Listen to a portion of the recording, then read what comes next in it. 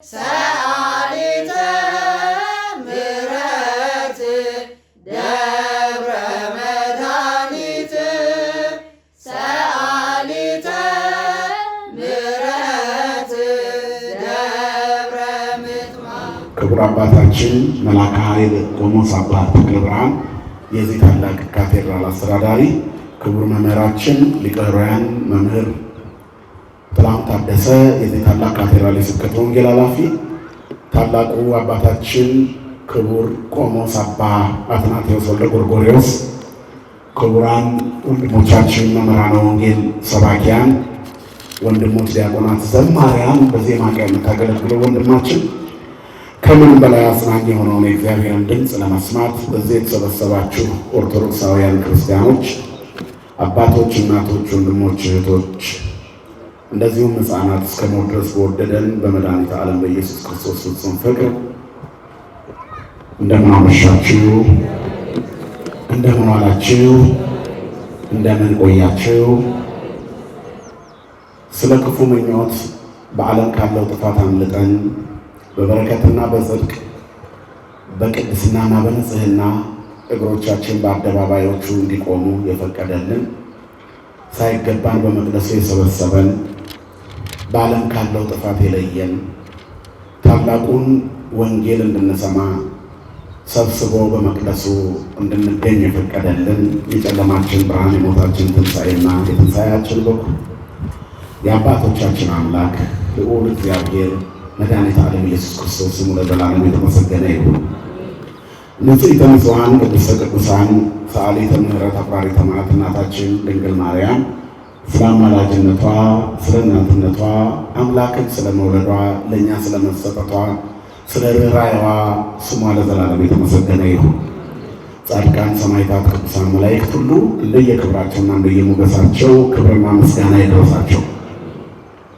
ወኢትኅበር ምስለ ኃጥኣን ለእመ በዙ፣ ኃጥኣንን ስለበዙ አትተባበራቸው፣ ወይንም ብዙ ናቸው ብለህ ከኃጢአተኞች ጋር አንድ አትሁን፣ ከነሱ ጋር አትተባበር።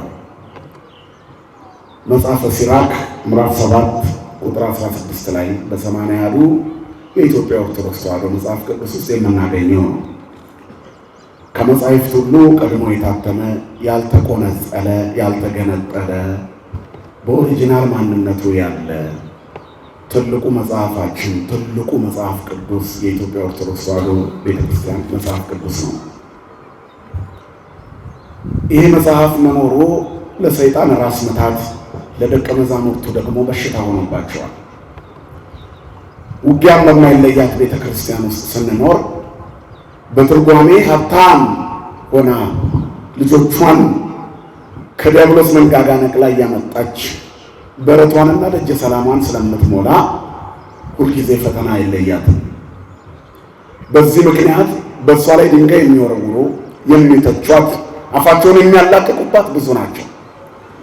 ከመብዛታቸው የተነሳ ቁጥር ስፍር አጥተዋል። ዲያብሎስ ቀስቱን እስኪጨርስ ድረስ ቤተክርስቲያን ላይ ወረወረ። ቀስቱን ጨረሰ፣ ቤተክርስቲያንን ግን አልነካትም ብሏል ዮሐንስ አፈወርቅ። ውጊያዎች አሉ፣ ፈተናዎች አሉ። ክርስትና አልጋ በአልጋ አይደለም። እስመ በብዙ ጻማ ወድካም አለውን ንባብ መንግሥተ እግዚአብሔር። ሐዋርያት ሥራ ላይ ከተጻፉት ለሐዋርያት ከተነገረው ሐዋርያትም ይዘው ከተነሱት ትልቁ መንፈሳዊ መፈክራቸው ወደ እግዚአብሔር መንግሥት አልጋ በአልጋ አንገባም። አንዱ ስለ ሁሉ ሞቷልና እኛ ደግሞ በስሙ እንሞታለን። እስመ በእንቲአሁ ይቀትሉነ ኩሎ አሚረ ወኮነ ከመ አባግዕ ዘይጠብሑ። ስለሱ ቀኑን ሙሉ እንገደላለን ተብሎ ተጽፏልና እንደሚታረዱ በጎችም ሆነናል ይላል። ስለዚህ ዓለም ይወደናል ብለን አይደለም ክርስቲያን የሆነው፣ ዓለም እንደሚጠላን እርግጠኞች ነው። ስለዚህ ክርስትና በእንክርዳድ መካከል ስንዴ ነው። ስርናይ ማእከለ ክርዳድ ማን ነው ቢባል ክርስቲያን ነው። ኦርቶዶክሳዊ ቁመና ያማረና የተዋበ ሲሆን የዓለም ጥላቻ ይዘንብበታል። በዚህ ዘመን ዓለማችንን ስንመለከት ያለንበትን ዘመን ሰዎች በሙሉ በክፉ ነገር ላይ ሲተባበሩ እናያለን። ነውር ፋሽን ሆነዋል። በተለይ ማህበራዊ ሚዲያዎቻችን በሙሉ ባለማይተም ኃጢአት እንዲሰራ የተፈቀደ እስኪመስል ድረስ። በእርግጥ አሁንም ይህም ሌላ የዘመቻ አካል ነው። በነውር የምታዩዋቸው ሰዎች በሙሉ ትልልቅ የብረት መስቀል አንገታቸው ላይ አድርገው ትመለከቷቸዋላችሁ። ቤተ ክርስቲያን አሰልጥና የላከችን ናት ብለው መናገር ብቻ ነው የቀራቸው፣ ግን ቤተ ክርስቲያን አታውቃቸው። ምክንያቱም ክርስቲያናዊ ፍተሻ ከዓለም ይለያል። አንድ ሰው ቢያጠፋ ቤተ ክርስቲያን ውስጥ መጀመሪያ የሚጠየቀው ማን ነህ፣ የማን ንስሐ ልጅ ነህ ተብሎ ነው የሚጠየቀው በቤተ ክርስቲያኒቱ። ከዚያ ንስሐ አባቱ ይጠራና እንዲህ አድርገህ ነው ያስተማርከው ተብሎ በቤተ ክርስቲያኒቱ አስተዳደር መንፈሳዊ ቅጣት የሚጣልበት አባቱ ላይ ነው። ምክንያቱም ልጁ ገና ለአቅም አልደረሰም። ለአቅም ቅጣት አባት አለው። እኛ አባቶች አሉ። ንስሐ አባት የላችሁም እንዴ? የእውነታችሁ ነው። ንስሐ አባት ከሌላችሁ አጥር እንደሌለው ቤት ነው፣ ጠባቂ እንደሌለው። ዙሪያችንን በጸሎት አጥሮ የሚጠብቀን የንስሐ አባታችን ጸሎት ነው። ስንወድቅ የሚያነሳን፣ ገና መንገዳገር ስንጀምር ልጄ ምን ሆነሃል የሚል አለን፣ አባት አለን፣ አድራሻ አለን። ግን አድራሻ የሌላቸው ዘማቾች በማይተብ ስም ለክፋታቸው ሃይማኖታቸውን ያለበሱ ሰው ለእከዩ ሃይማኖት ያለበሰ ሰው ለክፋቱ ለተንኮሉ ሃይማኖትን ሽፋን አድርጎ ይንቀሳቀሳል። በበስመ አብ ጀምረው ስለ እግዚአብሔር የሌለበት ነው ውስጥ የሚቀርቡ ሰዎች ብዙ ናቸው። ዛሬ በዘፈን ቪዲዮ ይሰራሉ፣ ነገ በቃልቻ ይሰራሉ፣ ከነገ ወዲያ በአዛን ይሰራሉ፣ ከዚያ በጭፈራ ይሰራሉ፣ ከዛ ደግሞ የሆነ ቀን ኪራይ ላይ ሰው እያሉ ይሰራሉ። ሁሉም የተፈቀደላቸው በሁሉም ውስጥ የሚታዩ አንዱንም የማይዙ 10 ዳቦ ከመንከስ አንዱን ምን ነው የሚባለው መብላት ይላሉ አባቶቻችን። 10ሩን ከማረስ አንዱን ማለስለስ ነው በግብርና ተረት። ስለዚህ ስለላሰ ሰው ዳቦውን ይዞ በላው ይባላል። እየሰማችሁ ነው? ይባላል እንዴ? አይባልም። ስለዚህ ምን ማድረግ አለበት? ረሃቡን ለማጥፋት መብላት። አሁን የሚልሱ በስተዋል። ከሚልሱ ጋር አብራችሁ አትሁኑ። በይትበር ምስለ ኃጥአን መበዙ። በዙ ብለህ ከሚልሱት ጋር አትቆም። በዙ ብለህ በማይተብ ከሚጨፍሩት ጋር አንድ አትሁን። በዙ ብለህ ከከሳሾች ጋር አንድ አትሁን። በስተዋል ጊዜው አግዟቸዋል ብለህ ከጎጠኞች ጋር አንድ አትሁን። ሁኔታው ተመቻችቶላቸዋል ብለህ ከምንደኞች ጋር አንድ አትሁን። ስለበዙ ብዙ ስለጮሁ ያሉ አይምሰርህ። ምክንያቱም እውነት በእጅ ብልጫ አትዳኝም። የሰው ልጆችንም ቁጥር መሰረት አድርጋ አይደለም እውነትና ውሸት ለውድድር አይቀርቡም። በሆነ ጉዳይ ላይ ከእከሌና እከሌ ማን ይሻላል፣ እከሌ የምትሉ እጅ አውጡ ሊባል ይችላል። ከእውነትና ውሸት ማን ይሻላል፣ እውነት የምትሉ እጅ አውጡ፣ ውሸት የምትሉ እጅ አውጡ ይባላል? አይባልም። አይደመሩም፣ እኩልም አይደሉም። መኑ ደመሮ ብርሃን ምስለ ጽልመት በወር ምስለ ክርስቶስ። ጨለማን ከብርሃን ጋር ማን እንዳደረገው? ክርስቶስን እስከ ጣዖት ከቤልወር ጋር ማን አደረገው? እውነት ክርስቶስ ነው፣ ሐሰት ጣዖት ነው። ጣዖትና ክርስቶስ ምን እንዳደረጋቸው ይላል ሁለተኛ ቆሮንቶስ 6 ቁጥር 18። ማንም የእግዚአብሔርን ቤተ መቅደስ በጣዖት ቤት የሚያኖረው የለም፣ የእግዚአብሔር ቤተ መቅደስ ቅዱስ ነው ይለና ያውም እናንተ ናችሁ ይለናል። ስለዚህ የእግዚአብሔር ቤተ መቅደሶች ከሌሎች ጋር መወዳደር የለባችሁም። ብዙ ናቸው ብለው ከኃጢአተኞች ጋር መተባበር የለባችሁም። እውነት ብዙ ሰዎች ስለጠሏት አትሸፈንም። ብቻዋን እልፍ ውሸቶችን ረግጣ ታልፋለች። እውነት ነች። እውነት የምትሸነፍ ቢሆን ኖሮ በክርስቶስ ዘመን በርባን ይፈታልን ሀቅ በሆነ ነበር። ክርስቶስ ይሰቀል ፍትህ በሆነ ነበር። ፍርድ ተንጋደደ ብሎ ዓለም ጻፈ። ወንበዴው በእጅ ብልጫ ተፈታ፣ ንጹሑ በእጅ ብልጫ ተሰቀለ። የሰቀሉት መድኃኒታቸው ሞቱ ሕይወት ሆናቸው።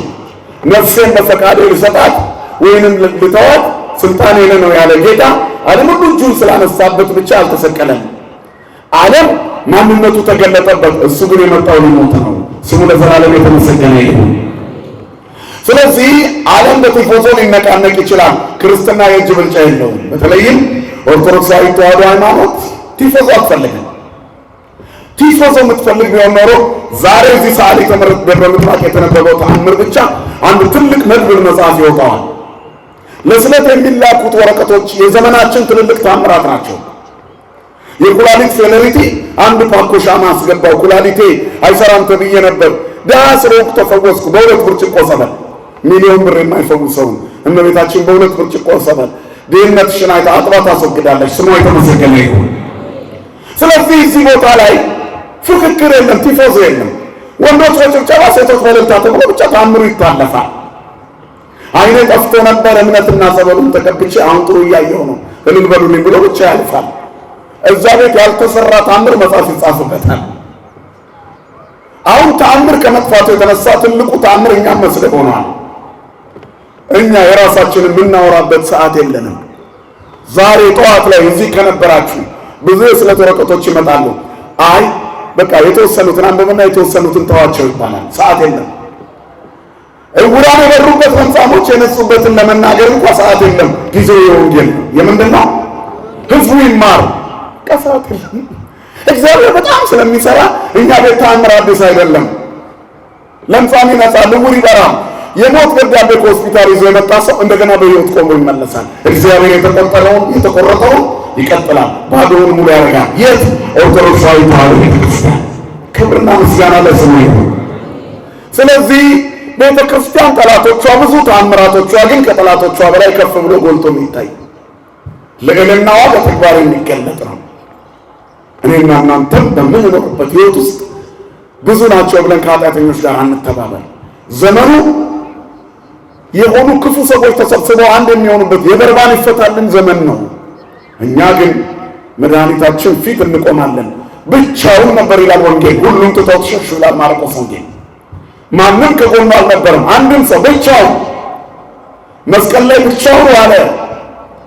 ነገር ግን ትንሣኤው እስከሚደርስ ብቻ ሳይሆን እስከ ኋለኛው ዘመን እስካሁኑ ድረስ በመስቀሉ ስር እስከ መጨረሻ ያልተለየችውን እናቱን አይቶ ይህንን እናትነት ሌሎች የላቸውምና ለሚቀጥለው የኔ ትውልድ የዳነው ትውልድ እኔን ለሚከተለው ትውልድ እናቱኝ ብሎ ሰጠን። ይኸው በሷ እየተጽናናናለን። ማን ይመስገን? እግዚአብሔር ይመስገን። ማንም የለም ነበር። ሲሆን ከነ ጲላጦስ ሐሳብ ጋር ከነ ሐናና ቀያፋ ሐሳብ ጋር ነበር መተባበር የነበረብን። ምክንያቱም ብዙዎቹ እነሱ ናቸው። ስቅሎ ያለው ሕዝብ 5 ገበያ ሕዝብ ነው። ዳቦ የበላው ሕዝብ ይሰቀል ብሏል። በሆሳዕና የጎዘጎዘው ይሰቀል ብሏል። ዓለም ተገለባባጭ ነው። እግዚአብሔር ግን እግዚአብሔር ነው። አንተሰ አንተ ክን ወአመት ከኒዘ ይያልቅ ዘመናት ከቶ አያልቁም። ሁሉን እንደ መጎናጸፊያ ትለዋውጣለህ። አንተ አትለወጥም። አንተ ግን አንተ ነህ። ያው አንተ ነህ። እግዚአብሔር ነው። ሁሉ ጊዜ እግዚአብሔር ነው። ሰማይን ያለ ምሰሶ መሬትን ያለ ካስማ የዘረጋ አምላክ እግዚአብሔር ነው። ስሙ የተመሰገነ ይሁን። ስለዚህ እግዚአብሔር ብቻውን የቆመ አንድን ሰው የራሱ ያደርጋል። ማንም የለም። ኤልያስ ብቻውን ነበር። የጣዖት ካህናት ከ450 በላይ በጣም በዝተው ተራራውን ሞልቶ ነበር። ብቻውን መስዋዕት አዘጋጀ። አንድ ሰው ከጎኑ የለም። በሐሳብ የሚተባበሩ ሰዎች ይኖራሉ፣ ግን እነዛ ሙሉ ስለሆኑ ፈርተው ዳር ላይ የቆሙ ይኖራሉ። ኤልያስ ግን ብቻውን ነበር። የለፉበት ሙሉ ቀን ሰውነታቸውን ሲዋጥጡ ነው። ሰርክ እስከሚደርስ ቤል ወይ ስማን፣ ዳጎን ወይ ስማን ብለው ለምነዋል። አልሆነላቸውም። የእሱ መስዋዕት ሲጀመር አምላክ አብርሃም፣ አምላክ ይስሐቅ ወአምላክ ያዕቆብ አምላኮሙ ለአበዊነ ብሎ ጀመረ። የአብርሃም አምላክ፣ የይስሐቅ አምላክ፣ የያዕቆብ አምላክ፣ የአባቶቻችን አምላክ እዚህ ጋር የሉም እና አብርሃም ግን በመንፈስ አሉ። ክርስትና በሞት የሚጠናቀቅ አይደለም፣ ተሻግሮ የመኖር ሕይወት ነው። ስለዚህ እኔ ከብርበት አይደለም። ስምህ ለዘላለም ይንገስ። አየኸኝ፣ ብቻዬን ነኝ፣ ግን አንተን ይዤ ሙሉ ነኝ። ሁሉም ነገር ይዞ እግዚአብሔርን ከማጣት ምንም ሳይዞ ማንን መያዝ ይሻላል? እግዚአብሔርን። አንዳች የሌለን ስንሆን ሁሉ የእኛ ነው። ምንም ነገር ሲደመር እግዚአብሔር ሁሉም ነገር። በነገረ መለኮት ቋንቋ ኤቭሪቲንግ ማይነስ ጋድ ናቲንግ፣ ናቲንግ ፕላስ ጋድ ኤቭሪቲንግ ይላል። ባዶነት ሲደመር እግዚአብሔር ሙሉነት፣ ሙሉነት ሲቀነስ እግዚአብሔር ባዶነት። ሰማይ ጠቀስ ፎቅ ይዘው ብራቸው እሳት የሚያጠፋ ሆኖ ገንዘባቸው ቢበትኑት የማያልቅባቸው ሆኖ ሰውነታቸው የገዘፈ ፊታቸው ያማረ ደረታቸው የሰፋ ፊታቸው የቀላ ሁለንተናቸው ያማረ የፈረጠመ ሆነው በፍርሃትና በስጋት በጭንቀትና በጤና ማጣት የሚሰቃዩ በርካቶች ናቸው። እግዚአብሔር ከሌላቸው ምንም ነገር ሳይኖረው ከላይ ዝናብ እየዘነበበት ከታች ጎርፍ እየሄደበት አንተ ጥላዬ ከለላዬ ነህ ብሎ ምንም ሐኪም ሳያየው ረጅም ዕድሜ የሚጠግብ ደግሞ አለ። ሰው ስለበላ አይኖርም፣ ስላልበላም አይሞትም። ከማን ጋር ስለኖረ ብቻ ሁሉ ይሳካል? ከእግዚአብሔር ጋር። ስለዚህ ምንም ነገር ሲቀነስ እግዚአብሔር ሁሉም ነገር። ሁሉም ነገር ሲደመር እግዚአብሔር፣ ሁሉም ነገር ሲቀነስ እግዚአብሔር ምንም ነገር። እግዚአብሔር ከሌለበት ሁሉም ነገር ባዶ ነው። እድሜ ቢኖር ገንዘብ፣ ሀብት ቢኖር ስልጣን፣ ጊዜ ቢኖር ወገን ቢኖር እግዚአብሔር ከሌለ ባዶ ነው። ሙላታችን እግዚአብሔር ነው። ስሙ የተመሰገነ ይሁን። የጉድለት ሙላት እግዚአብሔር ጭር ያለውን ቤት እሱ ካለ ሙሉ ያደርገዋል። ኤልያስ ብቻዬን ነኝ አለ። ብዙ ናቸው ብዬ ከኃጢአተኞች ጋር አልተባበርም። ዘመኑ እንደ ጎርፍ የሚወስድ ሆኗል። እናንተ ከእውነት ጋር አቁሙ። ብዙ አልጎረፍንም እንዴ? እስቲ ወደ ኋላ ተመልከቱና በተለይ ማህበራዊ ሚዲያ ያላችሁ ሰዎች የትላንት ማንነታችሁ አሳፋሪ ነገር ጽፋችሁ ነበረ። ከዓመት በፊት ወይ ከሁለት ዓመት በፊት የተሳተፋችሁበት ውጊያ፣ የተሳተፋችሁበት አድማ፣ የተሳተፋችሁበት ቦታ ለካ ነውር ነው። እኔ ባለማይተብ አይደለሁ እንዴ? ደም አካባቢ ምን አስቆመኝ? ጎጥ አካባቢ ምን አስቆመኝ? ዘረኝነት አካባቢ ኮሜንት ሳረግ እኔ ክርስቲያን አይደለሁ እንዴ? ክርስቶስ የሁሉ አባት ነው። የሁሉ እናንተ ሁላችሁም እኮ ነው። ንዑ ሀቤ ኩልክሙ ስሩሃን ወክቡዳነ ጾር። እናንተ ሸክማቸው የከበደ ሁላችሁም፣ ደካሞች ሁላችሁም ኩልክሙ ስሩሃን ወጽውራን ወክቡዳነ ጾር። ሸክም የበዛባችሁ ወአና አረፈክሙ እኔ አሳርፋችኋለሁ። እነማንን? የደከማችሁ ሁሉ። ከየትኛው ብሔር? ከሁሉም፣ ከጅንካም፣ ከአሜሪካ፣ ከአርባ ምንጭም፣ ከአዲስ አበባ፣ ከኬንያም፣ ከኡጋንዳም፣ ከቻይና ሸክሙ የከበደ ለዘመጻሐቤ ይሰድዶ ያውጣፋ ወደ እኔ የመጣው ወደ ውጪ አላወጣው። ክብርና ምስጋና ለስሙ ይሁን። ችግረኞችን የማይገፋ ሐዘንተኞችን የሚያጽናና ሰማይ ድፍት ያለባቸውን ቀን የተደፋባቸውን የቀን ጨለማ ለዋጣቸው ብርሃን የሚሆን ጨለማ በእርሱ ዘንድ ከቶ የማይጨልም እግዚአብሔር ካለ ምንም አይኖር። ወንድሜ ቁሳቁስ እየቆጠርክ አታምልከው። እግዚአብሔር ደስ ስላለሽ ብቻ አይደለም እግዚአብሔር ከአንቺ ጋር የሚሆነው፣ በሐዘንሽ ውስጥም አለ። ከዮናስ ጋር በዓሣ ሆድ ውስጥ አብሮት ነበር። ዮሴፍ ሲታሰር አብሮት ነበር። እነ ጴጥሮስ ተገርፈው እስር ቤት ሲወረወሩ አብሯቸው ነበር አይደል? መልአኩ መጥቶ ሲያወጣቸው በሩ አውቆ ተከፈተላቸው ይላል። እንደ አሳንሰር እንደ አውቶማቲክ በር የሰው ጥላ አይቶ እንደሚከፈት መልአኩ ሲያየው ሰንሰለቱ ወደቀ። ቅዱስ ገብርኤል ሲመጣ ሰንሰለቱ ይወድቃል። ድንግል ማርያም በእጇን ስትልክ ሰንሰለቱ ይወድቃል የታሰርንበት። ስለዚህ ብቻችንን አይደለንም። ኤልያስ እኮ ይህን ከማድረጉ በፊት ብቻዬን ቀርቻለሁ ሲል ተው፣ በአንተ ዘንድ ያለው ብዙ ነው። እግዚአብሔር ከኛ ጋር ነው። ማነው ከኛ ጋር? ለሰይጣን ይሄንን በሉት። ሁሉ ጊዜ ስትሄዱ መንገድ ላይ ሲጨንቃችሁ አማኑኤል የሚለው ቃል እኮ የአዲስ ኪዳን ቃል ነው። እግዚአብሔር ምስሌነ፣ እግዚአብሔር ከኛ ጋር ነው።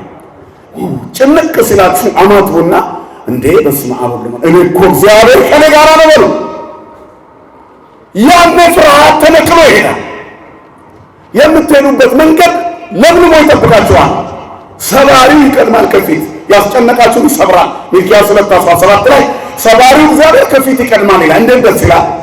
እግዚአብሔር ሰባሪ ነው። ለካ የጠላቶቻችን ሰባሪ፣ የጭንቀቶቻችን ሰባሪ፣ ፍርሃትን እየገነደሰ ይጥላል። ዓለም የቆፈረችውን ጉድጓዱን እየደፈነ ጠማማውን እያቀና ተራራውን ሜዳ እያደረገ ከፊት ይቀድምልሻል። እግዚአብሔር ይቅደምልሽ። በኑሮ፣ በትዳር፣ በትምህርት፣ በስራ፣ በህይወት፣ በእውቀት፣ በስራ፣ በንግድ ማንግ ለምን ወገኖች፣ በጤናችን፣ በቤተሰቦቻችን፣ በልጆቻችን፣ በትዳራችን፣ በህይወታችን፣ በብቸኝነት ኑሯችን ማንግ ደም ከፊት የኔ ነገር እግዚአብሔር ይሁን፣ ያንተ ነገር እግዚአብሔር ይሁን። እኛ እኮ ባለ ነገር ነን፣ ባለ ዛሬ ብቻ አይደለም። እኛ መጨረሻችን ያምራል። እኛ የመስቀል ልጆች ነን አይደል? አስለ ብዙሃን እለ ይሃውሩ ዘከመ ነግረክሙ ዘልፈ ወኢዜኒ ገሃደ እነግረክሙ ከመሙቱ ጸላይቱ ለመስቀለ ክርስቶስ። ብዙዎች አስቀድሜ እንደነገርኳችሁ ኋላም ደግሜ እነግራቸዋለሁ አለ። ደግሜ እነግራቸዋለሁ ወኢዜኒ ገሃደ እነግረክሙ፣ አሁንም እነግራቸዋለሁ። የመስቀሉ ጠላቶች ብዙ ናቸው፣ ግን አትተባበሯቸው። ከመሙቱ ጸላይቱ ለመስቀለ ክርስቶስ ይልና እለ ዳህሪቶሙ ለሕርትምና፣ መጨረሻቸው ጥፋት ነው። እለ ከርሶሙ ያመልኩ፣ ወዳቸው አምላካቸው ነው። ዛሬም ብቻ ነው የሚኖሩት። የአፍ ብልጠት የጠዋት ቁርስ ነው ይላሉ አባቶቻችን። እስከ እራት እንኳን አያደርስ። ለእኛ የማታ እንጀራ ሁሉ አለን። ምሴተ ሐሙስ ቀላል መሰላችሁ? የማታው የሐሙስ ምሽቱ የክርስቶስ ግብዣ የሕይወታችን ማታ በአዲስ ንጋት እንደሚጀምር በጥሩ ራት ላይ ያሳደራቸው እኔን ብሉኝ ተኝታችሁ በዛው አትቀሩም ትነሳላችሁ አለ። ስሙ የተመሰገነ ይሁን። አነ ውእቱ ውስተ ሕይወት ዘወረደ እምሰማያት ብሏልና ዘበልዐ ሥጋየ ወሰትየ ደሜ በሕይወት ዘላለ እኔ ከሰማያት የወረደ የሕይወት እንጀራ ነኝ። ሥጋዬን የበላ ደሜን የጠጣ ለዘላለም እኛ ለዳዊት ሙሉ ሕርትምና ውስጥ የለንበትም። መጨረሻቸው ጥፋት ነው ከሚባሉት የለንም። መጨረሻቸው ሆዳቸው አምላካቸው ከሆኑት የለንም። እኛ አሁን አንበላም እኮ አይደል? ሆዱን የወደደ ክብሩን ይጥላልና የጌታን ጾም እየጾምን ነው። ግን ጾም አለመብላት መራብ ነው፣ ምግብ መቀየር እኮ ነው አይደል? የሰው ልጅ ከእግዚአብሔር አፍ በሚወጣ ቃል ሁሉ እንጂ በእንጀራ ብቻ አይኖርም። ማን አለ አብይ ጾምን ስለ ጾመ ሙሉ ቀን አስቀድሶ ውሎ እየተመገበ ፊቱ የጠወለገ ማን ነው? ወዙ የጠፋስ ማን ነው? የገረጣ ማን ነው? ስለ ጾመ የለም። ወዛችን እግዚአብሔር ነው። ሙሴ እግዚአብሔር ተራራ ላይ ሲና ላይ ወነበቦን 570 ጊዜ ከእግዚአብሔር ጋር ተነጋገረ። ስንቅ ይዞ አልሄደም። 40 ቀን ተራራው ላይ ቆየ። ሲወርድ ፊቱ እንደ ፀሐይ ያበራ ነበር። እግዚአብሔር በሙሴ ገጽ ላይ ደምቆ ይታይ ነበር። በጾምና ጸሎታችን እግዚአብሔር በፊታችን ላይ ደምቆ ይታያል። እኛ አላወቅነውም፣ ግን ክርስቶስን ለብሰነዋል። ስለዚህ ዲያብሎስ እኛ ዘንድ ዕድል ፈንታ የለውም፣ አልሰጠነውም። ሆዳቸው አምላካቸው የሆነስ ለዲያብሎስ ዕድል ፈንታ ሰጥተውታል። ስለዚህ ወክብሮሙ ሐሳሮሙ ክብራቸው በነውራቸው ነው። ተባብረው ነውር ሰርተው በልተው ያድራሉ። እኛ ግን በጾምና ጸሎት ክርስቶስን ተመግበነው እናድራለን፣ ለብሰነው እናድራለን። ልብሱ እንደ ፀሐይ ያበራል። እሱ የዓለም ፀሐይ ነው አይደል? አነ ውእቱ ብርሃኑ ለዓለም ብሏል። እኔ የዓለም ብርሃን ነኝ ባለበት ቃሉ መልሶ ደግሞ እኛን ራሳችንን በሐዋርያት አብራክ ውስጥ ሆነን ምን ብሎናል? አንትሙ ብርሃኑ ለዓለም፣ እናንተ የዓለም ብርሃን ናችሁ። እሱ ብርሃናችን ነው፣ ፀሐያችን በቅዱሳን ላይ አድሮባቸው የሚያበራ እውነተኛ ፀሐይ ክርስቶስ እንደገና እኛ ላይ ሊያበራ ብርሃን ናችኋለን። ጾማችን ብርሃን ያደርገናል። ሙሴ ስለ ጾመ አበራ፣ ክርስቲያንም ጾሞ ያበራል። አያችሁ። ስለዚህ እኛ መጨረሻችን ያምራል። ጥፋት አይደለም። ማን ስላለ ከኛ ጋር? ብቻህን ብትሆን እንኳን እግዚአብሔር ካንተ ጋር አለ። ሰባሪው ከፊት ይቀድማል። ስለዚህ ብዙ ናቸው ብለህ ከኃጢአተኞች ጋር አትተባበር። ገና የአብርሃም የይስሐቅ ያዕቆብ አምላክ ሆይ ይህን መስዋዕት ተቀበል አለ። እነዚያ ሁሉ የጣዖት ካህናት ፊታቸውን የባጠጡት፣ ደረታቸውን የደለቁት፣ የተንከባለሉት፣ ፀጉራቸውን የነጩት ቤል አልደረሰላቸውም። የእግዚአብሔር እሳት ከሰማይ መጣ ይችላል። መስዋዕቱን ተቀበለችው። መስዋዕቱን በላ። ከታች እንጨቱን፣ መስዋዕቱን፣ ውሃውን፣ ጉዝጓዙን አላስቀረም። ከአፈሩ ጋር ተቀበለለት። የእግዚአብሔር እሳት እርጥብ አያስቆመው። የእግዚአብሔር እሳት ውሃ ያጠፋው። የእግዚአብሔር እሳት የበለጠ ከፍ ከፍ ይላል። በማጥፊያው የበለጠ ይበራል። ክርስቲያኖችም መከራ ያሳምራቸዋል። እሳት ከተነሳ በኋላ ቤንዝል ሲቀጣጠል በውሃ ይጠፋል። ምን ይሆናል? ንገሩኝ። ይባዛል ብትረጩበት። ክርስቲያኖችም መከራ ያበዛቸዋል፣ ፈተና ያበዛቸዋል። አነስን አትበሉ። እግዚአብሔር ብቻውን እኛን ብዙ ያደርገናል። ስሙ የተመሰገነ ይሁን። አንዱን እልፍ ማድረግ ይችላል። 5 እንጀራና 2 ዓሣ ከአንድ እረኛ ተበድሮ 5 ገበያ ሕዝብ አላጠገበም? ከዛ 12 መሶብ አላተረፈም? ንገሩኝ እንጂ አላተረፈም ወይ? ያንተን ቤት ይትረፈረፋል። በወንጌል ላይ የተሰራ ሁሉ እኛ ቤት ይከናወናል። ብቻ እኛ ከማን ጋር እንቁም? እግዚአብሔር ምስሌነ ይሁን ጸሎታችን። እግዚአብሔር ከኛ ጋር ነው ይበል። ክርስቲያን ቤተሰብ ሲተኛ ዝም ብሎ በየመኝታ ቤቱ አይሩጥ። የክርስቲያኖች ቤተሰቦች የክርስቶስ ናቸው። ስማችን ደስ አይልም? የተወደዳችሁ የክርስቶስ ቤተሰቦች ነው። ምን ማለት ነው? የሰማይ ቤተሰቦች፣ ተሻግራችሁ የምትኖሩ ቤተሰቦች፣ በልምላሜ የምትኖሩ ቤተሰቦች። አሁን ዓለም ፊታችሁን ሊያጨፈግግ ቢመጣም ውስጣችሁ በክርስቶስ ፍቅር የፈካ የአዲስ ኪዳን ልጆች የክርስቶስ ቤተሰቦች፣ የክርስቶስ ቤተሰቦች፣ የመስቀል ስር ያደራ ልጆች የክርስቶስ ቤተሰቦች፣ ዙሪያችሁን እንደ አጥር ላያችሁን እንደ ደመና በአበው የተከለላችሁ ክርስቶስን የሚከልልባችሁ የሌለ እንድትመስሏቸው አሁን ሌሎቹ በክርስቶስ ስም ንግድ የጀመሩ ሃይማኖቶች አሉ፣ ሁላችንም እናውቃቸው። የአምልኮ መልክ ያላቸው ኃይሉን ግን የካዱ ሙሉ ቀን በስድብና በዘረፋ የሚውሉ እኛስ ሙሉ ቀን በቅዳሴው በሰዓታት የትኛው ቃል እግዚአብሔር አልቆ ያውቃል? አሳጥረን እኮ ነው የምንኖረው። ቅዳሴው ሙሉ ጊዜም ሙሉ ቀን ይበቃዋል እንዴ? አይበቃውም እኮ። በ2 ሰዓት በ3 ሰዓት ክሽን የሚደረገው ለእናንተ እንዲዳረስ እኛ ስለደከመን ቀዳሹም ስለማይችለው አስቀዳሹም ስለሚደክመው እንጂ ሁሉ በምልክት ጊዜም ሙሉ ቀን አይበቃንም እኮ እናንተ። ስለዚህ ለእግዚአብሔር ለክብሩ የሚበቃውን አዘጋጅታ ሰዓት ያጣች ኦርቶዶክስ ውስጥ ነው ያለነው። ማን ይመስገን። ክብርና ምስጋና ለአምላካችን ይሁን። ለብ ስርዓት አምልኮ እኛ ቤት ውስጥ የለም። የይድረስ ይድረስ ጉዳይ እኛ ቤት የለም።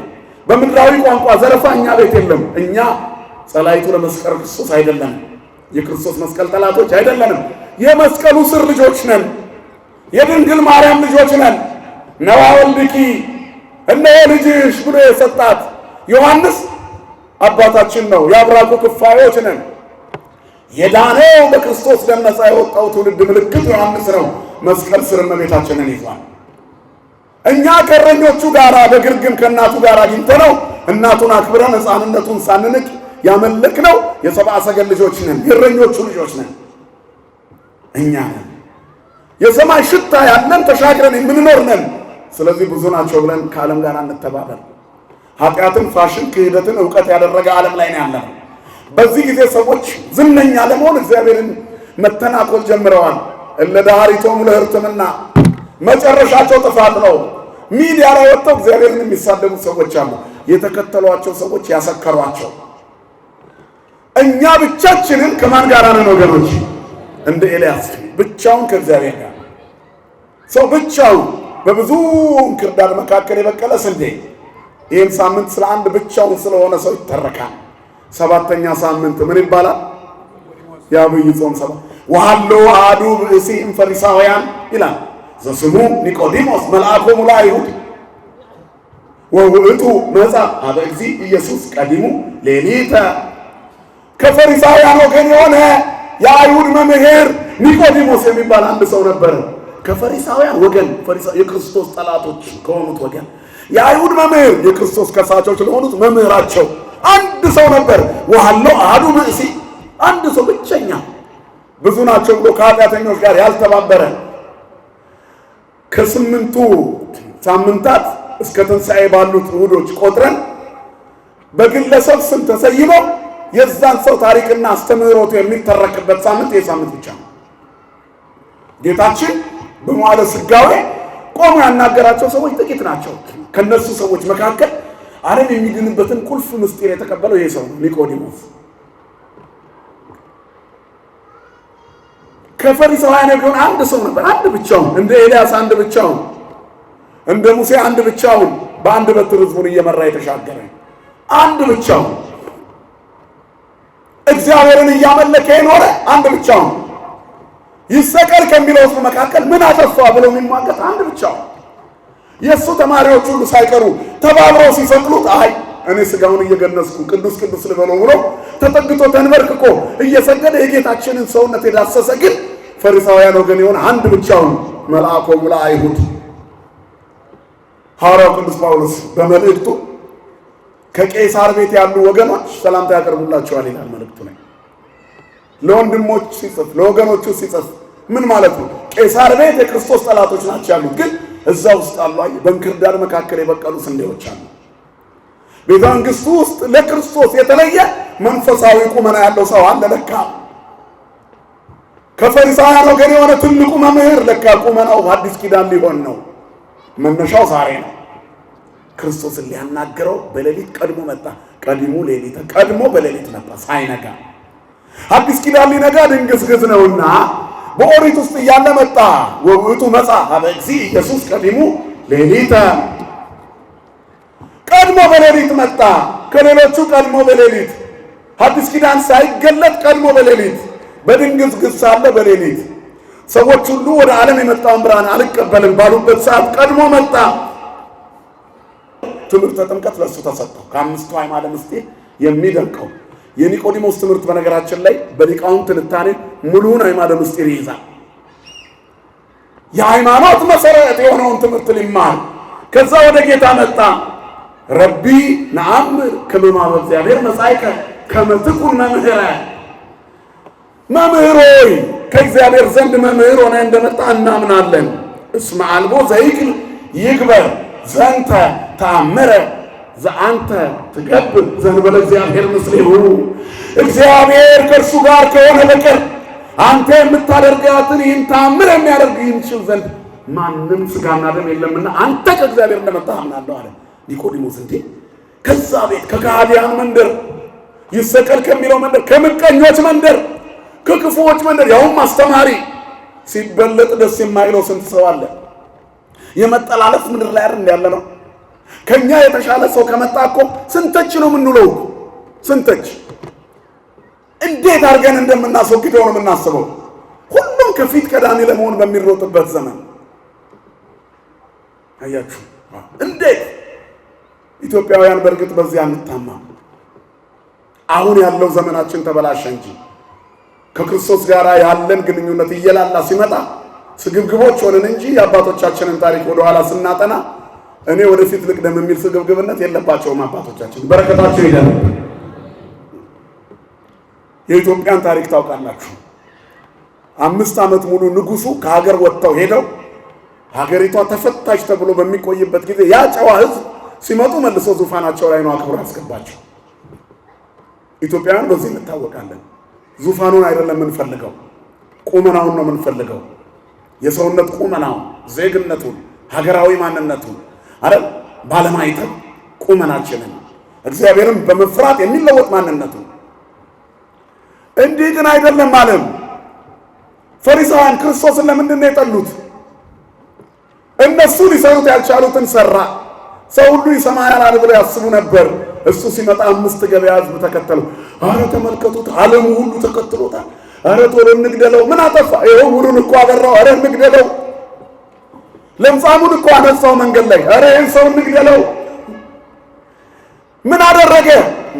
ናይን በምትባል መንደር በአልጋ ልትቀብር የምትሄደዋን ሴት አላስቆማት መሰላችሁ? በዘመኑ ቋንቋ ልንገራችሁ እስኪ። ምን አደረገ? ቁሚ አላት። ታለቅስ ነበር። ቃሬዛውን የያዙትን ሰዎች አስቆማቸው። ሲቆሙ ቃሬዛውን ነካ። ከዚያ ምን ሆነ? የሞተው ተነሳ። ኧረ ተዋሻላችሁ፣ እውነት ነው። ኧረ ይህን ሰው እንግደለው። ሙት ስላነሳ እኮ ነው። ጭራሽ በሰንበት ቀን እኮ ፈወሰ። ደግሞ ይገስጻል እኮ የኛ ጌታ ስሙ የተመሰገነ ይሁን። አንከሩ ምህሮቶ ትምህርቱን አደነቁ። ጣዕመ ነገሩ ሳይሳፍሩ ወሞገሰ ቃሉ እንላለን። 3ኛ ሳምንት ላይ የተማርነው አስተምህሮቱን፣ ተግሳጹን፣ የትምህርቱን ጣዕምና አይደል የቃሉን ሞገስ፣ የትምህርቱን ድንቅ ጣዕም አደነቁ ይላል። ተግሳጹን ሁሉ አደነቁ። እንደ ባለስልጣን ያስተምር ነበር። የኛ ጌታ ባለ ሞገስ ነው። ክብርና ምስጋና ለስሙ ይሁን። ሞገስና ወክብርና ከርነ መድኃኒትና የምንለው እኮ በባህሪው ባለ ሞገስ፣ ለእኛ ደግሞ ሞገሳችን። በባህሪው ፀሐይ፣ እኛን ብርሃን ያደረገ ፀሐይ፣ በእርሱ ዘንድ ጨለማ ከቶ የማይጨልም እስመ ጽልመትን ይጸልም በኀቤከ ወሌሊትን ይብሩህ ከመ መዓልት። ጨለማ በእርሱ ዘንድ ከቶ አይጨልምም፣ በአንተ ዘንድ አይጨልምም። ሌሊቱ እንደ ቀን ብርሃን ነው ይላል። እግዚአብሔር ጨለማችንን ያበራልን። እንደውም ዳዊት ሌላ ቦታ እግዚአብሔር አምላኬ ጨለማዬን ያበራል ይላል። እግዚአብሔር ጨለማችንን ያበራልን። ስለዚህ ዓለም በሚሄድበት ጎዳና አይደለም ክርስትናው የሚታየው፣ በትህትና ጣዕምና ነው። ኒቆዲሞስ ትሁት ነው። እግዚአብሔርን ያስገኘው ትህትናው።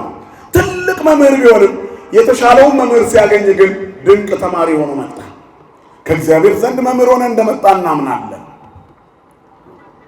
ማንም ሰው ይህንን ተአምር ሊያደርግ የሚችል ማንም ሰው የለም። እስመ አልቦ ዘይክል ይግበር ዘንተ ተአምረ ዘአንተ ትገብር። አንተ የምትሰራውን ይህንን ድንቅ ተአምር ሊያደርግ የሚችል የለምና ነአምር ከመ እግዚአብሔር መጻእከ ከመ ትኩን መምህረ። መምህር ሆነ ከእግዚአብሔር ዘንድ እንደመጣ እናምናለን። ይህን ሊያደርግ የሚችል ማንም የለም። ዘእንበለ እግዚአብሔር ምስሌሁ።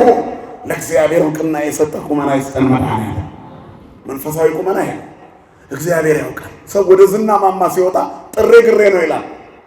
እያንኮራፋ ጎረቤት የሚረብሸው እንቅልፋ ይህንን መጽሐፍ እንዴት ልትሰራው ቻልክ? እንቅልፍ የለኝም ሳነብ ነው ሙሉ ይላል። በቀን ሁሉ የሚያንኮራፋው እኮ እግዚአብሔር ረድቶኝ፣ እኔስ ጎበዝ አልነበርኩም፣ ግን መንገዱ እንዲህ ሆነው በእግዚአብሔር ነው የሚል ማን ነው? እግዚአብሔር ነው ይህን ያደረገው የሚል ማን ነው? ሙሴን በረሃ ያስቀረው እኮ በህዝቡ ላይ ያለው ብስጭት የእግዚአብሔርን ክብር አለመግለጡ ነው። ታውቃላችሁ? ትልቅ መልእክት እኮ ነው። እግዚአብሔርን ማስቀደም ትልቅ ያደርጋል። እግዚአብሔርን አለማስቀደም ከመንገድ ያስቀራል። እኔ ነኝ የሚል ሰው ብቻውን ይቀራል፣ ያቅተዋል። እግዚአብሔርን አንተ ታውቃለህ ያለ ሰው ግን ሁለመናው ሙሉ ይሆናል። አለማመናችንን ይርዳ መድኃኒዓለም። ምክንያቱም በሃይማኖት ሁሉ ይቻላልና። ከዚያ በኋላ ጌታ ይህንን ሲናገር መልካም ሰው ስለሆነ ያስተምረው ጀመር። እግዚአብሔር ከእርሱ ጋር ከሆነ በቀር ማንም ይህን ሊያደርግ የሚችል ሰው የለም ሲለው ክርስቶስ ነው ማለት ነው። አማን አማን እብለከ ዘኢተወልደ ዳግመ ኢይርኤያ ለመንግሥተ እግዚአብሔር። እውነት እውነት እልሃለሁ ዳግመኛ ያልተወለደ የእግዚአብሔርን መንግሥት ያያት ዘንድ አይችልም አለ። እንዴት አለ? ሰው ከሸመገለ በኋላ ይሆናል። ዘይተወልደ ዳግመ እማይ መንፈስ ቅዱስ እይክል በውያ ውስተ መንግሥተ እግዚአብሔር። አሁን ገለጠለት። መጀመሪያ ከእናት ማኅፀን ተወልደሃል። ከሥጋ የተወለደ ሥጋ ነው። አሁን ግን ድጋሚ ከውሃና ከመንፈስ ተወለድ አለ። ከምን ነው የተወለድ ነው? በውስጣችን ያለው ማን ነው? ሰው እድገቱን ይመስላል አይደለም? ተሳዳቢ ነው አባቱ። ነፍሰ ገዳይ የነፍሰ ገዳይ ልጅ ነው። እኛ የባለጸጋው እግዚአብሔር ልጆች ነን። ድሆች ብንሆንም ብዙዎችን ባለጸጎች እናደርጋለን። ዓለም በክፉ ነገር ሲተባበር አብረን አንቆምም። ማን አለ ከኛ ጋር? እግዚአብሔር ከኛ ጋር ይሁን። ለድሃው የሚራራ ሰብዕና የእግዚአብሔር ሰውነት ምልክት ነው። ከግፉአን ጋር አብሮ መቆም የእግዚአብሔር ሰውነት ምልክት ነው። ፍትሃዊ መሆን የእግዚአብሔር ሰውነት ምልክት ነው። ለተራበ ማብላት፣ ለተጠማ ማጠጣት የእግዚአብሔር ሰውነት ምልክት ነው። መንገድ ለጠፋባቸው ሰዎች መንገድ መሆን የእግዚአብሔር ሰውነት ምልክት ነው። ጾማችንን ከሚያሳምሯቸው ነገሮች መካከል እነዚህ በጎ ትሩፋት ናቸው። ያን ጊዜ ክፉ ከፊታችን እየተሰበረ ፈተና እንዲመጣ እያሸነፍን እንሄዳለን። ማን ስላለ ከኛ ጋር? ወኢትበር ምስለ ኃጥአን ለእመበዙ። ስለዚህ ክርስቲያኖች ዘመኑ ጥምዝዝ ያለ ነው። እንደ ኒቆዲሞስ በብልሃት የተሞላን እንደሆነ ብቻውን ያለ አንድ ሰው ብዙዎች ክርስቶስን ስለጠሉ ተባብሮ ያልጠላ በተግባሩ በትምህርቱ በተአምራቱ መደነቁን ሊናገር መጣ። የበለጠ የሚደንቅ ትምህርት ተማረ። አንተ የአይሁድ መምህር ነኝ አላልክም? ይሄን አታውቅም እያለ እያንዳንዱን ነገረው። የአብ ልጅ የባህሪ ልጅ መሆኑን፣ ሰው ከመንፈስ ቅዱስ መወለድ እንዳለበት፣ እሱ የባህሪ አምላክ ክርስቶስ መሆኑን ምስጢረ ሥላሴን ገለጠለት። በእርሱ የሚያምን ሁሉ የዘላለም ሕይወት እንዲኖረው እንጂ እንዳይጠፋ እግዚአብሔር አንድያ ልጁን ልኮታል አለ። እግዚአብሔር ፍቅር መሆኑን ነገረው። እንዲሁ ዓለምን ወዶት በእርሱ የሚያምን የዘላለም ሕይወት እንዲኖረው እንጂ እንዳይጠፋ እግዚአብሔርም አንድያ ልጁን ለሞት አሳልፎ እስኪሰጥ ድረስ እንዲሁ ዓለምን ወዷልና። ስለዚህ ከሥጋ የተወለደ ሥጋ ነው፣ ዳግመኛ መወለድ አለብህ አለው። የጥምቀት ልጅነት ሀብተ መንፈስ ቅዱስ በሜሮን የከበረ የምስጢራት መግቢያ በር የተወለደው የሚያድጉበት ተወልደናል እኮ። ለምን ማደግ አቃተን? ግን እኛ በሥጋው ስለምንመላለስ እኮ። ከመንፈስማ ተወልደናል። የተጠመቃችሁ ሁሉ ክርስቶስን ለብሳችሁታል ይሌለ ተጠምቃችኋል፣ ቆርባችኋል። ስለዚህ ያ ልጅነት ለምን ተቋረጠ? አሁን ደግሞ መንፈሳዊ እድገት ያስፈልጋል። በሥጋ ነው ዓለም እያደገ ያለው። ሰው ተባረኩ የሚለው ገንዘብ ስለቆጠረ ነው አይደለም። ከቁስ የወጣ በረከት ነው። ህሱ መንግስቶ ወጽድቆ ወዝሰ ኩሎ ይተሰክለክሙ። መንግስቱና ጽድቁን ፈልጉ፣ ሌላው ትርፍ ነው፣ ይጨመርላችኋል። በዝናብ አብቅሎ በፀሐይ አብስሎ መመገብ ትርፍ ነው። ባለ መኪና ባለ ህንፃ ማድረግ ትርፍ ነው። አካላዊ ሙሉ ጤንነት እንኳን ሳይቀር ትርፍ ነው። ዋናው ምኑን መውረስ ነው? እንደምን አመሻችሁ። ምኑን መውረስ ነው? መንግስቱን መውረስ ነው። የሚቀድመው እሱ ነው።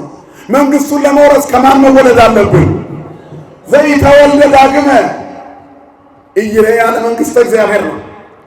ዳግመኛ ያልተወለደ እግዚአብሔርን መንግስት አያይም። ተወልደናል። ለምንድን ነው ማደግ ያቃተን? እንደግ እንጂ በሞገስና በጥበብ በወንጌል ትምህርት ቅዳሴ ያሳድገና፣ ሰዓታቱ ለጥቅማችን ይሁና። የሚንቆረቆረው የዜማ ችሎታችን ለትዕቢታ ይሁና። የሰባኪነት ችሎታችን ለትዕቢታ ይሁና። ክህነታችን ለክብር ይሁን።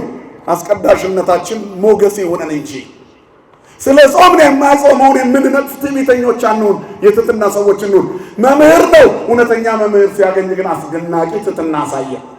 አንድ ሮማዊ 100 አለቃ ይህን አድርጓል። ማቴዎስ ወንጌል ምዕራፍ 8 ላይ ጌታ ሆይ ብላቴናዬ ታሟል ፈውስልኝ አለው። መጥቼ ፈውስልሃለሁ አለ።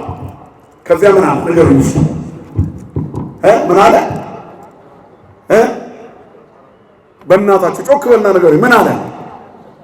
ከቤቴ ጠፈር በታች ትገባ ዘንድ አይገባኝም ማለት ዘይገድሎን ይትባ ታይተ ጠፈረ ቤቴ ከቤቴ ጠፈር አንተማ አትገባም ቤቴ የኔ ቤቴ ኃጢአተኛ ቤት ነው። እኔ እኮ 100 አለቃ ነኝ። 100 ወታደሮች አሉ። አንዱና ብሎ ይመጣል፣ ሌላውን ሂድ ብሎ ይሄዳል። አንተ ቃልህን ብትልክ ልጄ ይፈወስ የለም። በእስራኤል ቤት እንኳን እንዲህ አይነት እምነት አላገኘሁም ማለት የ100 አለቃ ነው፣ ትልቅ ባለስልጣን ነው። ግን ከሱ የተሻለ ታላቅ ሲያገኝ የሚደነቅ ትሕትና አሳየን። እኛ ብቻችንን ትልቅ አይደለንም። የሚበልጡንን እናክብር፣ የምንበልጣቸውን እንንከባከብ፣ እኩዮቻችንን አብረናቸው እንሩጥ። እየተጠላለፉ መሄድ የትም አያደርስም። መንግሥተ ሰማያት ሰፊ ናት። በአባቴ ቤት ብዙ መኖሪያ አለ። አንዱ ሌላውን ጠልፎ ሮጦ አይገባባትም። እኛ ግን ምልክታችን ጸበል ስንጋፋ እንኳን አሮጊት ገፍትረን ጀሪካን ሞልተን መሄድ እንፈልጋለን። በዛ የምንሰራት ነገር የጸበሉን ኃይል ውሃ ያደርግብናል። ለተካፈሉት አንዲት ቆርኪ ጸበል ጠጥተው ይፈወሳሉ። ላመኑ ሰዎች ጀሪካን ሙሉ ተግተው ምንም ለውጥ የማያዩ ሰዎች አሉ። አቀባበል ነው አያችሁ የፈውስ ጉዳይ። ስለ እውቀትም እንደዚህ ነው። ከፈሪሳውያን በላይ የተማረ የለም፣ ግን እግዚአብሔርን አላገኙትም። ከ150 ዳዊት የልብ ቅንነት እውቀታቸው ትዕቢት ሆኖባቸው የተበላሸባቸው ስንት አሉ። እኛ ቤተ ክርስቲያን ውስጥ ሊቅ 4 አይና ይባላል። ሊቅነቱ ጭራቅ ያደረገው ሌሎቹን እየናቀ የሚኖር ትምህርት ትዕቢተኛ ያደረገው የእግዚአብሔር ፊት የጠፋበት ትሕትና ነው እግዚአብሔርን የሚያስገኘው እንደ ኒቆዲሞስ። ከዚያ በትክክል መማር ነው፣ ከዚያ መቀበል ነው። ሊሰቀል እንደመጣ ሁሉ ነገረው። በአንድ ቀን 5ቱን አዕማደ ምስጢር ተምሮ አምኖ ሄደ ኒቆዲሞስ። ማን ይመስገን ወገኖች? ወበከመ ሙሴ ሰቀሎ ለአርዌ ምድረ በገዳም ከማሁ አለወ እንደ ጓለሙያው ይሰቀል። ሙሴ በምድረ በዳ እባብን እንደሰቀለ የሰው ልጅ ይሰቀል ዘንድ ይገባዋል። ዓለም እንዲድን ነው እኔ የመጣሁት አለ። ሞቴ ሕይወት ሊሆናችሁ፣ ለበደላችሁ ካሳ ልከፍል፣ ደምቼ ደማችሁን ላቆም፣ ሳላቆስል በቁስሌ ልፈውሳችሁ፣ ታስሬ ልፈታችሁ፣ ተይዤ ነፃ ላወጣችሁ። ተይዛችኋል እኮ የተያዘውን ዓለም ላስለቅቀውን የመጣሁ ካሳ ልሆን መጣሁ። ስደታችንን ተሰዶ ባለ ሀገር ሊያደርገን ሀገራችን በሰማይ ነው እንድንል ወለነፍሰ ዘውስተ ሰማያት ሀገርነ የምንለውን አዋጅ ላይ ያሳውጀን። አዳም ገብሩ ለዲያብሎስ ሔዋን አመቱ ለዲያብሎስ ብለው ስመ ግብርናቸውን የጻፉ እናትና አባቶቻችንን ከባርነት አላቆ እኔ የእግዚአብሔር ነኝ አባት አባት የምንልበትን የልጁን መንፈስ በውስጣችን አሳደረ እንዳለ ወይንም ብንሞት እመኔ ሀዮነ ወእመኒ ሞትነ ለእግዚአብሔር ነን የምንልበትን ልጅነት ሰጠን። የዲያብሎስ ነን ያልንበትን የእግዚአብሔር ነን የምንልበት ልጅነት ሰጠን። ማን ይመስገን? ከእግዚአብሔር ጋር መሆን ይህን ዋጋ ያስገኛል። ስለዚህ አሁን ያላችሁበት ቦታ ቲፎዞ የበዛበት ነው። ጫተራው ብዙ ተረብና ቀልዳለ። ውጣ ከዛ መሃል ወይ ትህበር ምስለ ኃጥአን ለእመበዙ ጫወታቸው ሳቃቸው ስለበዛ አሽሙራቸው ብዙ ስለሆነ ውጣ ከዛ ከመካከላቸው ውጡ ይላል መጽሐፍ። የተለያችሁ ሁኑ ያኔ ምሉ አንተ ሆናላችሁ። እግዚአብሔር የጎደለውን የሚሞላ የተሰበረውን የሚጠግን ሰባራውን የሚጠግን አባት ነው። ስሙ የተመሰገነ ይሁን። የባዶነታችን ጉዳት ነው፣ በረከት ነው። ስለዚህ መንፈሳዊ ቁመናችን እናስተካክለው። ዝም ብሎ መጥቶ ጧፍ ለኩሶ መሄድ። አሁን ቁጭ ብላችሁ ጧፍ ያበራችሁ ሰዎች አላችሁ። መስዋዕት እኮ ነው ጧፍ አይደል? ምንድን ነው የማብራት ምንድን ነው መስዋዕት? ቁጭ ብሎ ይሰዋል። አንድ ጋችሁት እኮ ነው የምትሄዱት ለኩሳችሁት። ላይተሩን እንኳን ቄጥ እንደምታመጡት እንደ አጫሽ ኪሳችሁ ውስጥ ይዛላችሁ። አያችሁ እንደው መጨረሻ ላይ ሲዘመር ቆሜ ያበራለሁ። የሚሸኩል ከሆነ እንኳን ጥግ ላይ ቆመታ ቁጭ ብለን ለኩሰን ይቅርታ ላሳቀቃችሁ ግን አይደለም። አሁን መስዋዕት አይደለም እየሞቃችሁት አንድ ላይ በጋራ ይዘነው ቆመን ከዘመር የመስዋዕት ማብራት አበራ አይደል? ማብራታችሁ የበራ ወገባችሁ የታጠቀ ነው። ማብራትን አብርቶ ከእንቅበታችን የሚያስቀምጥ ማን ነው? እግርጌያችሁ ላይ ነው እኮ እንደምታወዛውዙት ለኩሳችሁ። አልታዘዝንም፣ አልታደልንም። ሳናውቀው እንሳሳታለን። እዚህ ድረስ እንኳን ደርሰን እኮ ወደ ወንበሩኑ ለማለት አቤት ስንግደርደር በቃ እንደው ጠጋ ጠጋ በሉ ወደ ፕሮግራም መሪው 1-5 ደቂቃ ሰብኮ ትምህርት ባይን ይገባል። እንደዚህ ምዕራፍና ቁጥር ጠቅሶ ይሄን ተጠቅሶ እንኳን ብዙ እዚህ ይሰማል ይላል ቁጭ ብሎ በየማሉ እያወራ እግረ መንገድ ሊሰማን ይመጣ ሰው አለ። በዚያ መድኃኒዓለም ይባርካል ማለት እንደ ስንፍናችንን ድካማችንን አይቶ አይጣለን መድኃኒዓለም። ስለዚህ ከእውነት ጋር መቆም ተለዩና ውጡ ከዚህ ሐሳብ ካሉባልታ ከሐሜት ወሬው እዚህ ደርሰን አይለቀንም እኮ አይለቀንም። አሁን ስልኩን እዚህ መሀላችን እርግጠኛ ነኝ መሀላችሁ ስልክ ቁጭ ብሎ የካንዲ ክራሹን ከሽ የሚያደርግ ጌም የሚጫወታል። አስገድዶት የመጣ የለ ለምን አይሄድም? በቃ ነው መቅደስ ቅዳሴ ላይ ራሱ ሰልችስ ነው ቅዳሴ ኦንላይን ገባ ብሎ ሳይለንት አይታርጎ እንደገና ከእግዚአብሔር ኦፍላይን ይሆናል። የስልክ ኦንላይን ለመሆን አካል ብቻ ተገኝቶ ሰውነት ሲጠፋ ከባድ ነው። ኒቆዲሞስ እዛ ውስጣቸው ሆነው ልቡ ከክርስቶስ ጋር ነው። በሌሊት መጣ። በሌሊት በወሬት በሌሊት አይሁድን ፈርቶ ይሄ መምህራችን አይደል እሱ ራሱ የእሱ ተማሪ ነው ብሎ እንዳይንቁት ፈርቶ በሌሊት አይምሮ በደንብ ክትት እንዲልለት አምስቱን አዕማደ ምስጢር ለመማር ሙሴ በምድረ በዳ የሰቀለውን እባብ ትርጓሜውን ነግሮት ሄደ። ሙሴ እኮ ያን እባብ ሰቀለዋል። እስራኤላውያን ስጋ ሰለቸናል፣ የእግዚአብሔር መና ሰለቸን ሲሉ እባብ ሰደደባቸው። ሰው ከእግዚአብሔር እየበላ አልሆን ሲለው ሲጠግብ ነገሮች ሲበላሹበት ይጠፋበታል። ሰው ከእግዚአብሔር እየበላ እንዴት አልሆን ይለዋል? ሰው ከእግዚአብሔር እየበላ እንዴት ይጎመዝዘዋል? የሰማይ መና እንዳይጎመዝዘን እግዚአብሔር ይጠብቃል።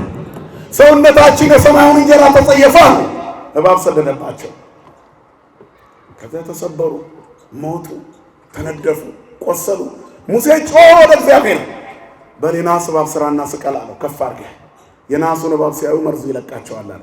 የናሱ እባብ ከናስ የተሰራ ነው እባብ ነው፣ ግን መርዝ የለውም። የምን ስለሆነ ነው መርዝ የሌለው? የናስ ስለሆነ።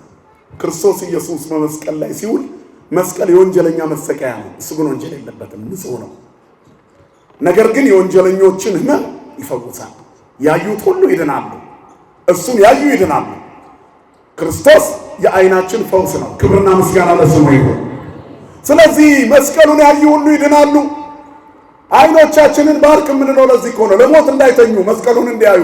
አብረወላ አይንቴ ከመይኑ ማለመዊት ሀበነ እግዚኦ አይንተ አይምሮ ወትረኪያ ከይራያ አንተም ብቻ እዩ።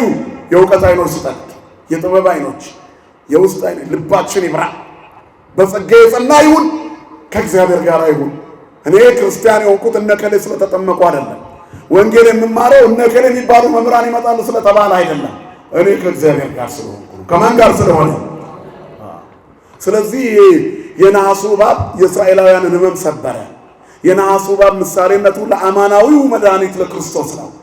ክርስቶስ የዓለምን ሕመም ሁሉ ፈወሰ። በእርሱ የሚያምን ሁሉ የዘላለም ሕይወት እንዲኖረው እንጂ እንዳይጠፋ እግዚአብሔርም አንድና ብቸኛ ልጁን አሳልፎ እስኪሰጥ ድረስ አንድያ ልጁን አሳልፎ እስከሚሰጥ ድረስ እንዲሁ ዓለምን ወዷልና።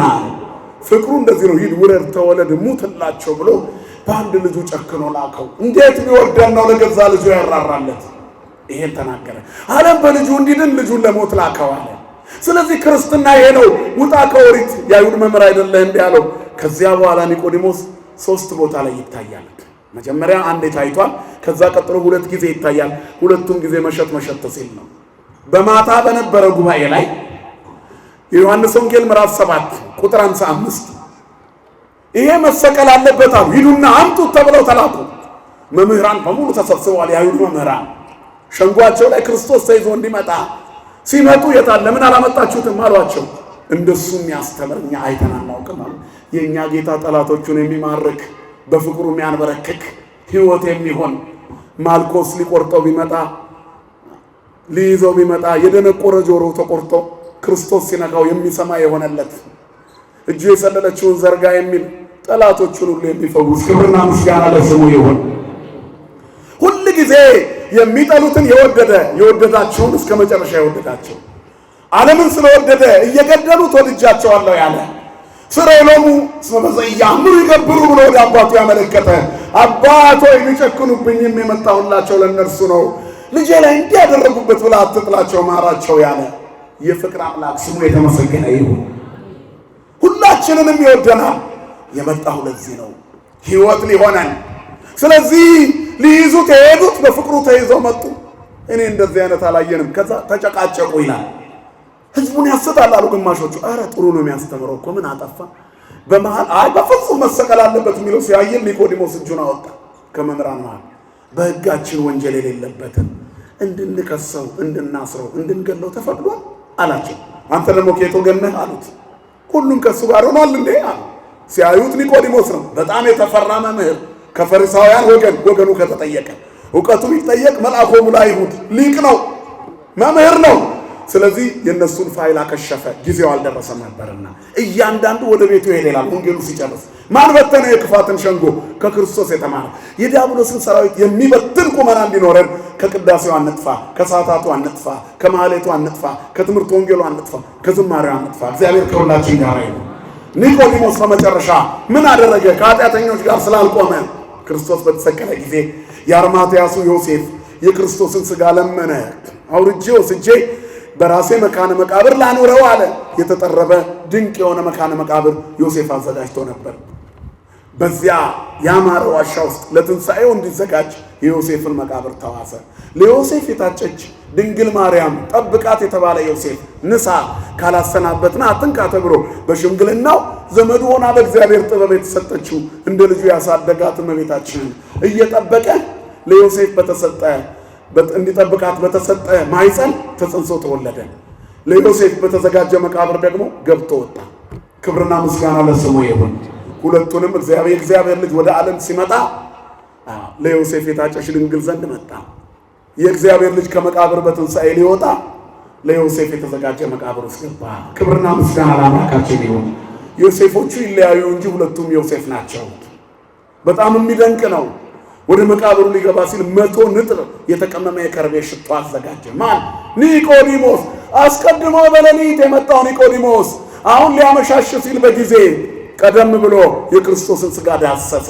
ማንም ሊነካው የማይችለውን እርሱ ነካ። ለመላእክት ያልተሰጠው ለካህናት ተሰጠ። አያችሁ። ስለዚህ መላእክት የማይቀርቡትን በቁጠት የሚነኩትን ካህናት በእጃቸው ይዳስሳሉ። ለምን? ከክርስቶስ ጋር ታቦቱ ፊት ስለሚቆሙ። ወደ ታቦቱ የተጠጋው ይዳስሰዋል። እኛ አየነው፣ ከእርሱ ጋር በላን ጠጣን፣ ዳሰስነው አለ አባ ሕርያቆስ። ክብርና ምስጋና ለአምላካችን ይሁን። ወደ እርሱ ቅረቡ ቅረቡ ሀቤሁ ያበር ለክሙ። ወደ እርሱ ቅረቡ ያበራላችኋል። የሚደነቅ የጨለማ ብርሃን እስራታችንን የሚፈታ ስብራታችንን የሚጠግን የጨፈገገውን ፊት የሚያፈካ ዓለም የጫነችብንን ቀንበር የሚያነሳ ወአነ አርፈክሙ እኔ አሳርፋቸዋለሁ ያለ ቀንበራችንን የሚነቅል ሸክማችንን አርዑት ሰናይ ወጾር ቀሊል የተባለ ቀላል ሸክም ልዝብ ቀንበር ኢየሱስ ክርስቶስ ክብርና ምስጋና ለስሙ ይሁን። እሱን የሚቀርቡት ከኃጢአተኞች ጋር ያልተባበሩ ነው። አስቀድሞ ወደ ጌታ በሌሊት መጥቶ የተማረ ኒቆዲሞስ የተቀመመ ሽቱ በከርቤ የተሰራ ይዞ መጣ። ሥጋውን ለትንሣኤ ያዘጋጁት ይላል። ምን ብለው? ቅዱስ እግዚአብሔር ቅዱስ ኃያል ቅዱስ ሕያው ዘይመውት እያሉ ገለጹት። ከዚያስ ከትንሣኤ በኋላ 50ውንም ቀን ኒቆዲሞስ ስሙ ይጠራል። ከኃጢአተኞች ጋር ስላልተባበረ ፈሪሳውያንስ እዛው ቀሩ። ሰቃልያን ክርስቶስ ተብለው ቀሩ። ከኃጢአተኛ ጋር መተባበር የጠዋት ቁርስ ነው። በምድር ሆዳችንን ብቻ ልንሞላ እንችላለን። ሃይማኖተኞች ስንሆን ግን ከእውነት ጋር እንቆማለን። የተዋህዶ ልጆች ከእውነት ጋር ቆሙ። ካጨበጨበው ጋር ከማጨብጨብ ይሰውረን፣ ካደመው ጋር ከማደም ይሰውረን። በጎጠኝነት ቦታ አትታዩ፣ ያ የእናንተ ቦታ አይደለም። በዘረኝነት ቦታ አትታዩ፣ የእናንተ ቦታ አይደለም። ከተራጋሚዎች ጋር አትቁሙ፣ የእናንተ ቦታ አይደለም። ከተሳዳቢዎች ጋር አታብሩ፣ የእናንተ ቦታ አይደለም። አሁንማ አንዳንድ የኦርቶዶክስ መምህራን ስድብ ሁሉ በሃይማኖት የተፈቀደ እስኪመስል የሃይማኖት ልብስ ለብሰው ሲራገሙ የሚውሉ ሰዎች አሉ። ከነሱ ጋር እንዳትሆኑ ስለበዙ ብዙ ተከታይ ስላገኙ ነቀፌታን ከተሸከሙ ሰዎች ጋር አትከተሉ። እናንተ የማን ናችሁ? የእግዚአብሔር ናችሁ። የእግዚአብሔር መሆን ዓለምን ከነክፉ መሻቱ ነቅለን ትተን እንድንወጣ ያደርገናል። ሕመምን ከነሰንኮፉ የሚነቅል ጌታ ይህንን ሕመም ከላያችን ላይ ይንቀልልን፣ ያስወግድልን። ያኔ ከክርስቶስ ጋር እንሆናለን። ሃሌሉያ እንላለን። ቅዳሴ ስንገባ ከትንሣኤ ጀምሮ እስከ በዓለ ጰራቅሊጦስ 50 ቀን ዮሴፍ ወኒቆዲሞስ ገነዙ ወደ ኢየሱስ እንላለን። ዮሴፍና ኒቆዲሞስ ኢየሱስ ክርስቶስን ገነዙት፣ ለትንሣኤው አዘጋጁት። ትልቁ ክብር የእግዚአብሔር ሰው መሆን ነው። የእግዚአብሔር ሰው መሆን ዓለምን ከነክፉ መሻቱና ምኞቱ ጋር ያስጥላል። ስለዚህ ወይ ትበል ምስለ ኃጥአን ለመመዙ ስለበዙ ከኃጢአተኞች ጋር አንድ አትሁኑ ያለው ሲራክ እውነቱን ነው። ከኃጢአት ጋር ከዓለም ጋር ከመተባበር ከክርስቶስ ጋር መሆን ይሻላል።